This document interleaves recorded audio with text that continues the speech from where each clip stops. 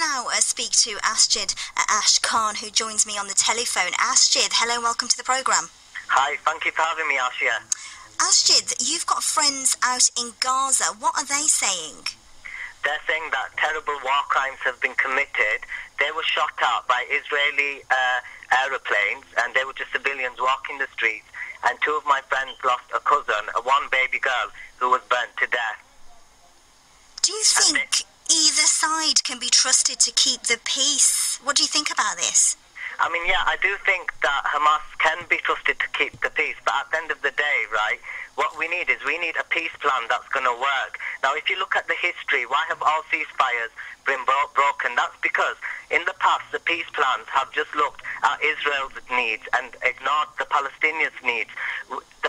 What we need is the blockade to stop. We need these people to stop being oppressed, and the Palestinians finally need a state. Barack Obama said it for years, the Palestinians will get a state. Well, actions speak louder than words. Interesting points that you've got there, and you talk about the ceasefire. Do you think a ceasefire then works in a situation like this? Because if there's no ceasefire in place, then you're constantly going to have this and it'll never end.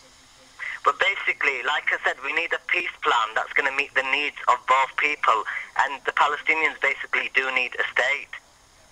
Zahir, people on the ground, is that the sort of feeling that people want on the ground? Do you hear that sort of conversation? Yes, I mean, that's what I'm hearing from my friends in Gaza. The reason why they've done this, the reason why rockets have been attacked, first of all, they've been attacked first, and then they fired the rockets. But at the end of the day, they're fighting for their freedom, they're fighting for their rights. At the end of the day, I'm a writer, film director, and a producer, and I've written a film about the war in Gaza, showing the war from both sides through the eyes of a Jewish girl and a Palestinian boy. And at the end of the day, these people are being oppressed, and this is the only way to stop this blockade and this breach of human rights. I mean, they've got no aid. I was on the convoy to Gaza. Sure, I'll stop you there just for a second. We'll go on to the convoy in just a second. Zahir, on that point then, in terms of people's reaction out on the ground, what do they want? I think the Palestinians want their rights back. They want justice, and I think it would be crazy for civilians to even attempt to fire and try and fight an army like the Israeli army, which is one of the most powerful armies in the world right now.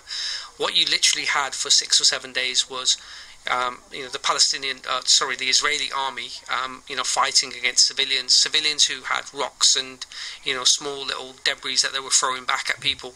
It wasn't a fair fight, and unfortunately, as I said, as a humanitarian charity, we can't get into the political aspect of it too much. Our concentration really is to help the victims, and when we look at it, the victims are the Palestinians right now.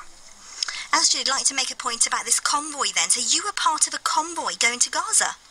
Yes, I went in May with Viva Palestina, but the thing was, once we got there, the Egyptian government did not allow us to go through. They would not allow us to take aid, humanitarian aid, medical supplies, through to the Palestinians, which was basically wrong.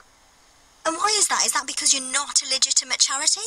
No, we are a legitimate charity, right. And they told us beforehand, they said, yeah, you could go through, but then they kept delaying, and in the end, the convoy was cancelled.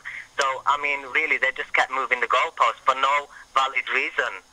And what are you doing now, then? Is there work that you're still currently doing to try and bring about a peaceful solution to this and hopefully provide that humanitarian aid? Like I said, right, I'm a writer, producer and director, and what I've done is I've written a film about the war in Gaza, which shows the war from both sides, and my aim is basically to show the world the suffering in Gaza, and hopefully once people see the suffering, they will then basically do something about this terrible crime. I put in the Martin Luther King I Have a Dream speech in there, and then I put in a quotation from myself, and let's not stop dreaming, for it is our dreams and the dreams of people before and after us that make the world a better place. And I, like Martin Luther King, who saw the black people in America oppressed, this is exactly the same situation, but now it's Palestinian people who are being oppressed. And I want to show the world that we have to learn from our mistakes, and we need to dream. We can't stop dreaming, Ashia, for freedom for these people. Asjid Ash Khan, I'm liking the quotes there. Thank you very much for joining me today. Thoughts of Asjid Ash Khan there. Back to you.